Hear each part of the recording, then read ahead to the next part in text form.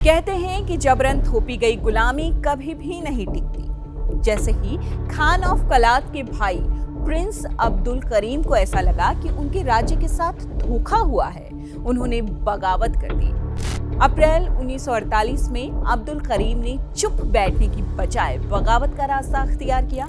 उन्होंने अपने समर्थकों और कुछ बलूच कबीलों के लड़ाकों को इकट्ठा किया और अफगानिस्तान की सीमा के पास पहाड़ी इलाकों में चले गए।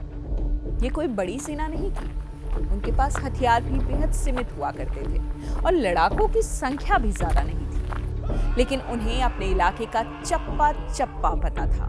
वे पहाड़ों से अचानक निकलकर हमला करते और फिर उन्हीं पहाड़ों में गायब हो जाया करते थे। आज जिसे हम गोरिल्ला युद्ध कहा करते हैं, अब्दुल करीम उसी रणनीति का इस्तेमाल कर रहे थे।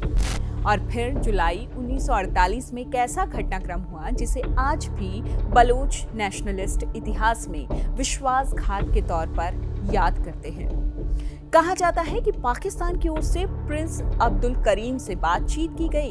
उन्हें ये बाकायदा भरोसा दिला दिया गया कि अगर वो और उनके तमाम साथी हथियार डालकर पहाड़ों से नीचे आ जाएंगे तो उन्हें माफ कर दिया जाएगा। और इस भरोसे को मजबूत करने के लिए बाकायदा पाकिस्तान ने कुरान की कसम भी खाई कि आत्मसमर्पण करने वालों के खिलाफ किसी तरह की कोई कार्रवाई नहीं होगी। प्रिंस अब्दुल करीम ने इस आश्वासन पर विश्वास किया क्योंकि जाहिर सी बात है, पाकिस्तान ने कुरान की कसम खाई थी। वे अपने तमाम साथियों के साथ पहाड़ों से नीचे उतरे और संघर्ष को रोक दिया। लेकिन इसके बाद ही हालात तुरंत बदल गए। आत्मसमर्पण करने वाले लड़ाकों को गिरफ्तार कर लिया गया और बाद में प्रिंस अब्दुल करीम समेत कई लोगों को जेल की सजा सुना दी गई। इसके बाद 1958 में नवाब नौरोज खान ने पाकिस्तान सरकार के खिलाफ हथियार उठाए।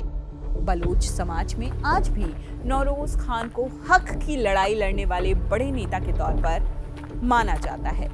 उनके समर्थकों का आरोप है कि उन्हें बातचीत और माफी का आश्वासन देकर बुलाया गया था और फिर गिरफ्तार कर दिया गया।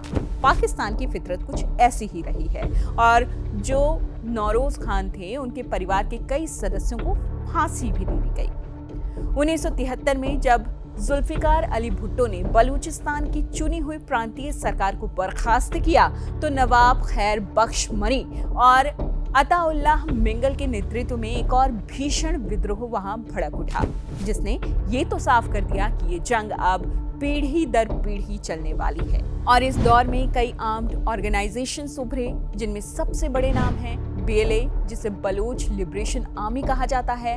पाकिस्तान, अमेरिका और ब्रिटेन ने इसे आतंकवादी संगठन घोषित कर रखा है। BLF, Baloch liberation front, doctor Allah Nazar Baloch के नेतृत्व से जुड़ा हुआ ये प्रमुख संगठन है।